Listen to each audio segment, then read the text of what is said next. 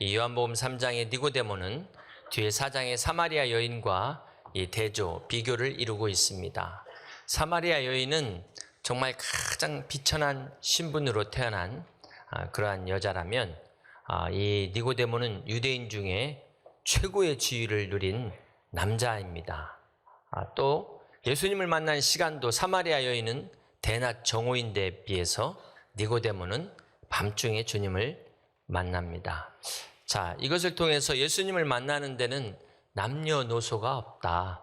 빈부 귀천이 따로 없다. 모든 사람이 언제든지 24시간 주님을 만날 수가 있고 또 모든 사람이 예수 그리스도 안에서 다 구원받아야 될 구원의 대상이다라는 것을 말씀하고 있는 것입니다.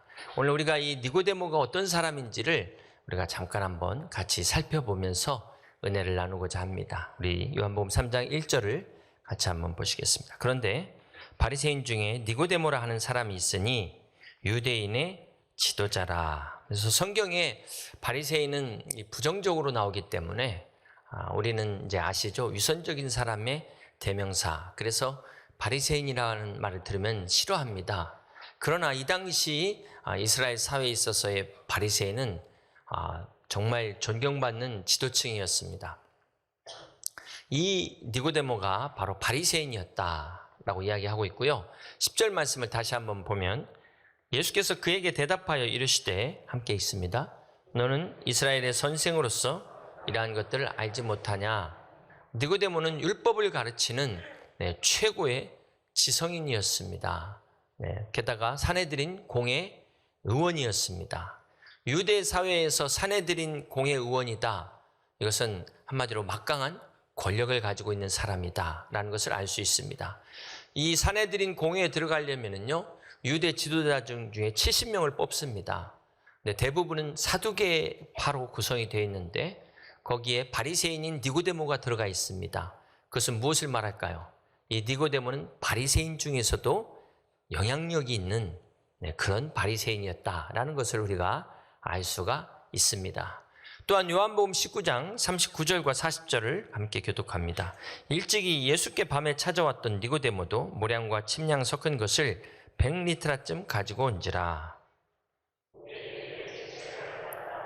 유대인의 장례법대로 그 향품과 함께 세마포로 쌌더라. 니고데모가 예수님의 장례식을 위해서 모량과 침량 섞은 것 100리트라를 가져왔다 그랬는데요. 이 100리트라가 우리 단위로 환산하면 한 대략 30리터 정도가 됩니다.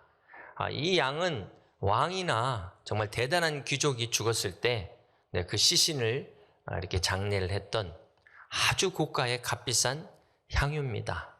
자, 이 값비싼 향유를 가지고 올 정도라면 니고데모는 대단한 부자였다라는 것을 우리가 알 수 있게 됩니다. 정리해보면 니고데모는 바리새인 중에 바리새인이요, 또 권력을 갖고 있는 유대 지도자요, 게다가 대단히 부자인, 한마디로 말하면 요즘으로 말해서 남부러울 곳 없는 성공한 사람의 대표적인 사람이 니고데모였습니다. 그런데 그가 밤에 예수님을 찾아왔다는 것은 무엇을 의미할까요? 무슨 죄가 있어서 남부끄러워서가 아니라 사회적인 지위와 명망이 너무 높기 때문에 자기가 차마 예수님 만나는 게 남의 시선, 체면이 있어서 밤중에 몰래 왔다는 것입니다. 자, 이것은 또 한편으로 이런 세상의 어떤 재력과 권세를 다 가졌는데도 불구하고 그 내면 안에 고민이 있다는 거예요. 내가 돈이 많은데 이 돈으로 해결할 수 없는 문제가 있더라는 겁니다. 내가 해결할 수 없는 이 불안함, 이 장애, 이 허무함, 도저히 이 세상의 이 모든 권력으로도 채울 수 없는 것, 그에게 이것이 있었다. 이것을 시사하고 있는 바입니다. 여러분, 니고데모가 바리새인 중에 바리새인이면 얼마나 그 열심히 특심이었겠습니까? 율법 선생이면 얼마나 이 성경에 대해서 잘 알았겠습니까? 그런데도 불구하고 그 안에 채워지지 않는 게 있었어요. 채워지지 못한 게 있었다는 것입니다. 그렇습니다. 여러분, 영적인 진리는 열심으로 채워지는 것이 아닙니다. 내 노력, 내 지식으로 채워지는 것이 아니라는 것입니다. 이것은 오직 진리 되신 예수 그리스도를 만나야만이 채워지시는 것입니다. 오늘 저와 여러분이 이 진리 되신 예수 그리스도를 만나시기를 주님의 이름으로 축복합니다. 오늘 본문을 보면 우리 요한복음 3장 2절과 3절을 교독합니다. 그가 밤에 예수께 와서 이르되 랍비여 우리가 당신은 하나님께로부터 오신 선생인 줄 아나이다.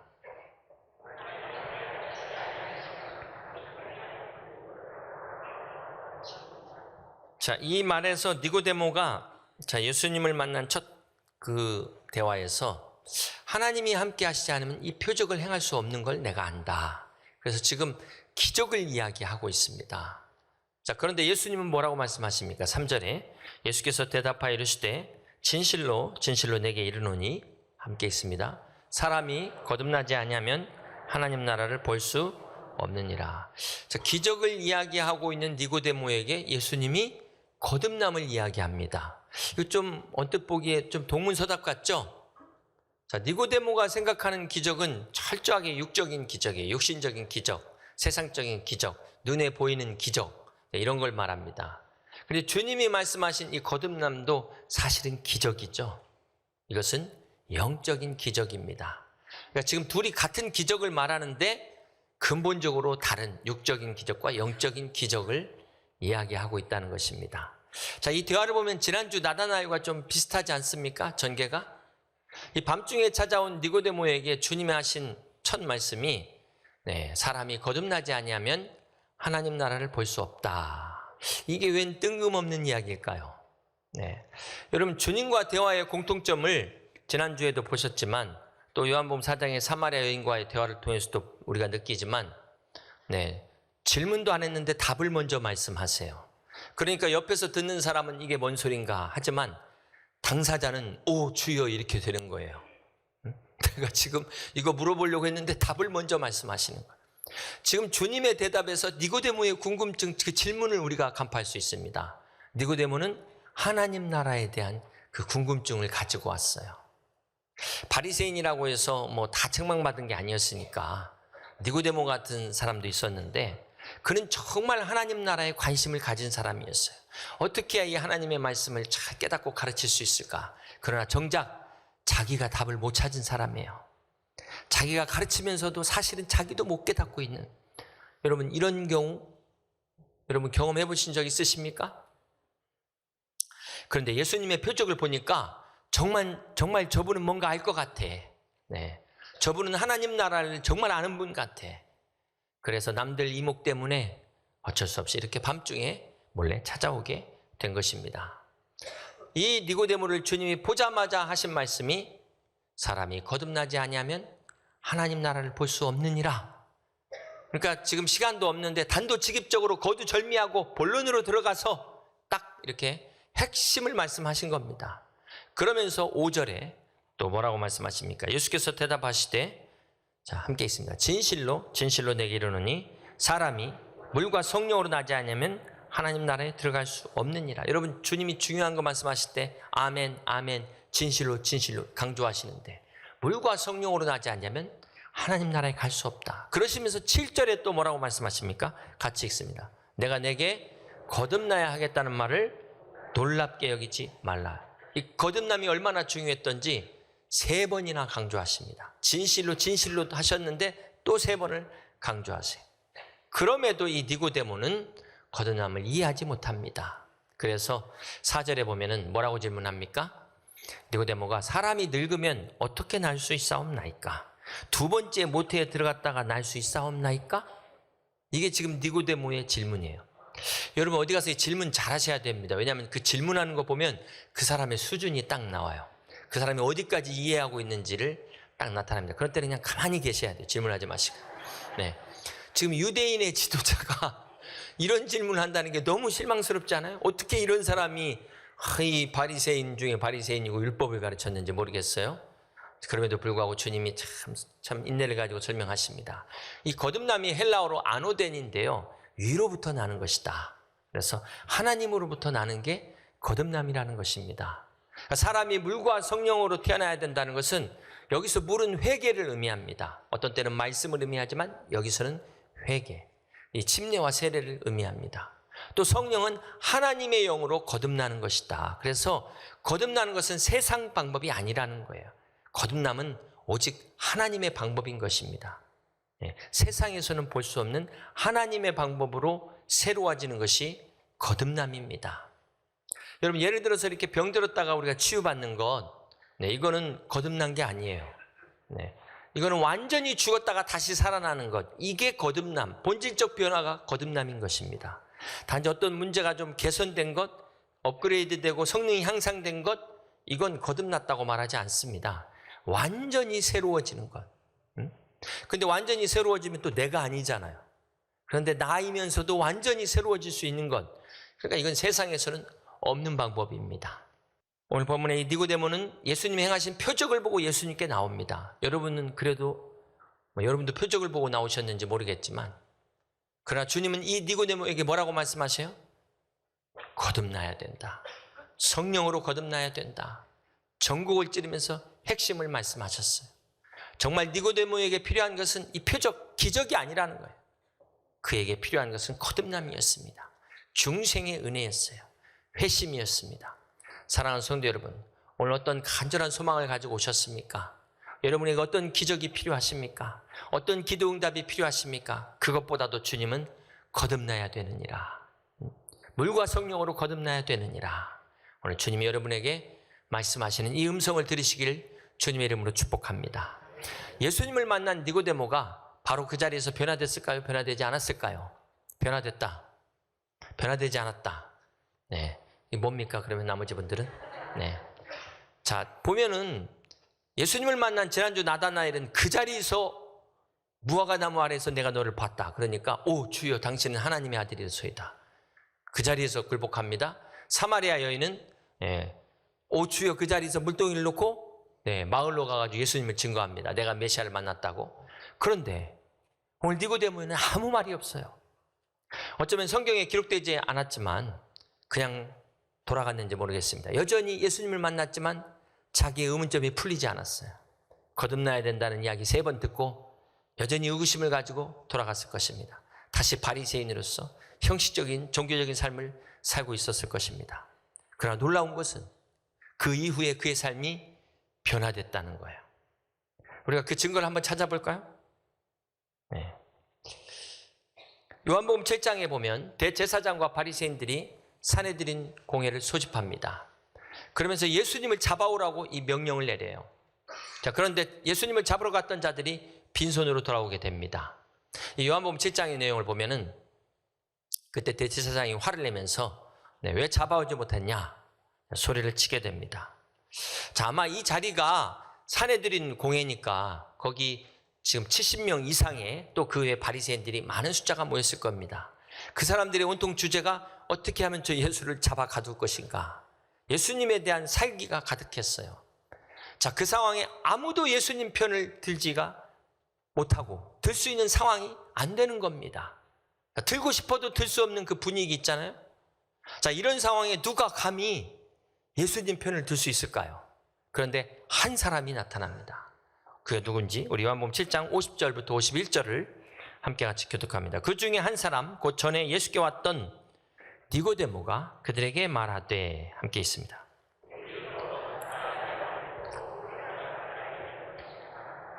자, 아무도 예수님에 대한 편을 들지 못하고 있는 이때 니고데모가 신명기 17장 19장의 예를 들면서 율법에 정죄할 때는 반드시 증거를 가지고 두세 사람의 증인을 대동하고 정죄하라, 이 이야기를 지금 꺼낸 겁니다. 네. 자, 예수님에 대해서 정죄할 때 소문만 가지고 하지 말고 확실한 증거와 증인을 데리고 해라.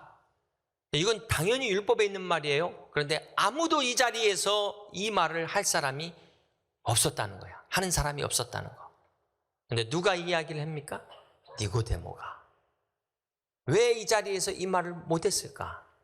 요한복음 12장 42절에 보니까, 그러나 관리 중에도 그를 예수를 믿는 자가 많되 바리새인들 때문에 드러나게 말하지 못하니, 함께 있습니다. 이는 출교를 당할까 두려워함이더라. 이 당시 예수님 편 들다가 출교당하면 그냥 뭐 이렇게 종교적 출교가 아니라 그 사회에서 완전히 고립 왕따 되는 겁니다. 네, 그렇기 때문에 다 눈치만 보고 아무 말도 못하는 거예요. 그런데 니고데모가 그렇게 이야기하니까 뭐라고 말합니까? 너 갈릴리에서 왔냐? 이렇게 핀잔을 주는 겁니다. 여러분, 자, 이렇게 니고데모가 예수님 편드는 게 결코 쉬운 일이 아니었습니다. 그는 자기 목을 걸은 거예요. 자기 자리, 잘 나가고 있는 자기가 지금까지 이루었던 이 성공의 자리를 다 잃어버릴 수 있는 위태한 이런 상황에서 그런 상황을 감수하고 예수님의 편을 들었다는 것입니다. 대부분 사람들은 이런 상황에서 어떻게 할까요? 여러분, 어떻게 하시겠습니까? 여러분 같으면 중립을 택합니다. 이도 저도 아닌 속 편한 편. 그래서 이쪽 중간에서 이쪽 눈치 보고 저쪽 눈치 보고. 근데 이 중립에 대해서 성경이 뭐라고 말하고 있냐면은 계시록 3장 16절에 이렇게 말씀합니다. 내가 이같이 미지근하여 뜨겁지도 않고 차지도 아니하니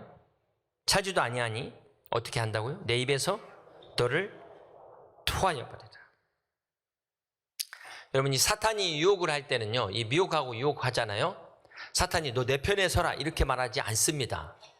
사탄은 광명의 천사예요. 자기가 천사인 것처럼 가정하면서 자기가 사탄인데 내 편에 서라 이렇게 얘기하겠어요?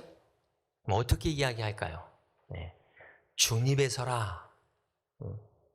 이게 제일 좋아하는 방법이에요. 왜냐하면 그래, 일단 사탄 편은 아니니까 중립이면 안심할 수 있겠지.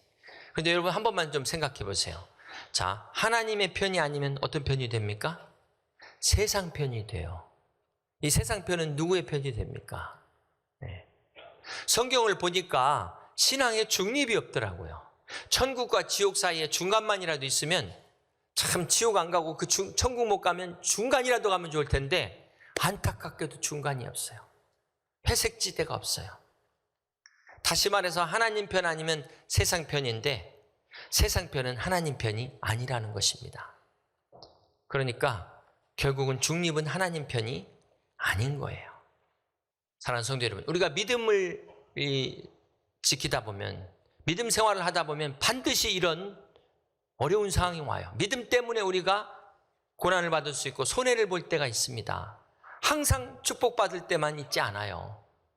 때로는 내가 믿는다는 것 때문에 양보해야 되고, 때로는 믿는다는 것 때문에 손해봐야 될 때가 있고, 시간도 손해봐야 될 때가 있고, 경제적인 손해를 봐야 될 때가 있고, 때로는 직장에서 승진의 기회를 잃어버릴 수도 있습니다. 믿음 때문에 승진할 수도 있지만 믿음 때문에 승진이 안 될 수도 있어요.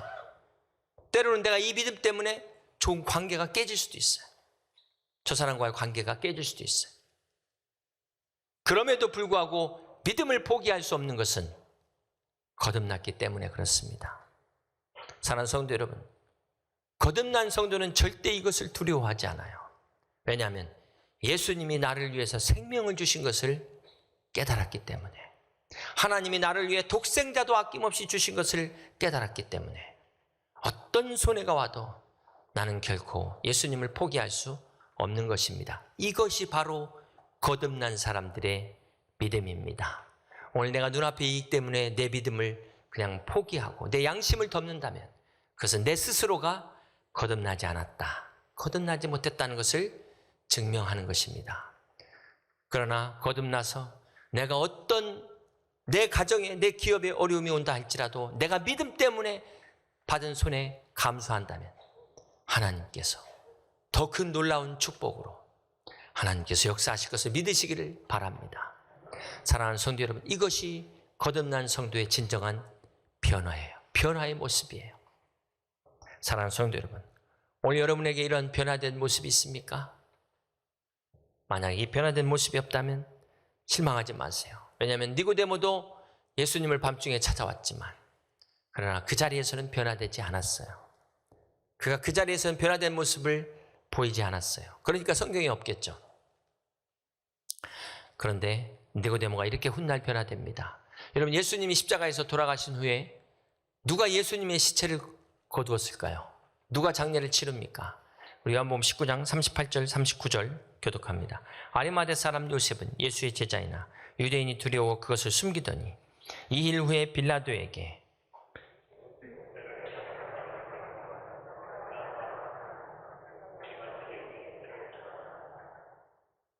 일찍이 니고데모도 모량과 침향 섞은 것을 100리터쯤 가지고 온지라. 예수님이 십자가에 돌아가시자 정작 제자들은 다 도망갔습니다. 그렇게 내가 주를 위하여 죽을전정 장담하던 베드로도 다 도망갔어요. 그리고 예수님의 시신을 장례한 사람은 12제자가 아니었어요. 누구였습니까? 아리마대 사람 요셉과 니고데모입니다. 제자들도 두려워서 도망갔거든요. 왜냐하면 자, 이때 예수님이 십자가에 달리셨으니까 이제 완전히 그 바리새인과 이 서기관 대제사장들이 승기를 잡은 거예요. 그래서 예수 믿는 사람 다 잡아서 죽이자, 이런 살기가 등등한 판이기 때문에 잡히면 죽는다. 전부 도망가서 숨었습니다. 그러니까 이때는 다 숨은 때인데 이때 자신을 공개적으로 드러내는 사람이 니고데모였다는 거예요. 여러분, 그러다가도 그 숨은 사람들이 다 다시 나오죠? 비겁하게 도망간 사람들이 다시 다 나오는 때가 언제입니까? 예수님 부활하셨을 때. 그때는 막 해방했을 때는 다 나왔어. 우리나라 대한민국 해방 때는 막 다 나왔어. 그런데 지금 니고데모는 주님이 돌아가신 때예요. 주님이 싸늘한 시체로 아무 말씀이 없으신 그때 자신의 믿음을 드립니다. 자신의 생명을 드린 겁니다. 그때 공개적으로 신앙을 고백하는 것은 생명을 드리는 믿음이에요. 이게 바로 오늘 니고데모의 믿음이었습니다. 이것은 내가 지금까지 쌓은 모든 것을 한 방에 잃어버릴 수 있는 위험이에요. 축복받기 위해서 예수님 나온 게 아니라 내가 여기서 믿는다고 고백했다간 내가 지금까지 쌓은 것 다 잃어버릴 수 있는, 그럼에도 불구하고 그는 믿음의 고백을 멈추지 않습니다. 두려워하지 않습니다. 왜요? 거듭났기 때문에. 그렇습니다. 거듭난다는 것은 더 이상 옛사람으로 사는 것을 포기하는 것입니다. 더 이상 내 뜻대로 사는 것이 아니라 사람 이목에 끌려서 사는 것이 아니라 체면 때문에 사는 것이 아니라 내 자신을 쳐서 믿음으로 복종시키는 삶을 사는 것이 거듭남입니다. 이것이 거듭남의 축복이에요. 이것이 거듭남의 능력입니다. 오늘 니고데모가 우리에게 주는 교훈이요, 성경 많이 한다고 구원받는 게 아닙니다. 성경 가르치는 율법교사라고 해서 하나님 나라 따놓은 게 아니라는 거예요. 구원은 지식으로 되는 것이 아닙니다. 예수님의 이름으로 체험한 기적이 있다고 해서 하나님 나라 다 들어가는 것이 아니라는 거예요. 오직 구원받고 성령으로 거듭난 자들만, 물과 성령으로 거듭난 자들이 하나님 나라에 들어간다는 것입니다. 그렇습니다. 1971년 7월 30일 달에 갔다가 돌아오는 아폴로 15 우주선 안에서 이 제임스 어윈이 하나님의 임재를 봤다. 그 황홀한 지구의 모습을 보면서 하나님의 임재를 봤다. 그렇게 간증을 했습니다. 그 지구를 귀환할 때 아름다운 지구의 모습을 보면서 성경 한 구절이 떠올랐어요. 그 구절을 묵상하면서 지구로 돌아왔습니다. 그 구절이 바로 하나님이 세상을 이처럼 사랑하사 독생자를 주셨으니 이는 그를 믿는 자마다 멸망하지 않고 영생을 얻게 하려 하심이라. 그렇습니다. 요한복음 3장 16절의 말씀이 오늘 니고데모에게 주신 영생의 말씀입니다. 이 영생의 말씀이 저와 여러분에게 주시는 축복의 말씀, 거듭남의 말씀이 되시길 주님의 이름으로 간절히 축원하고 축복합니다.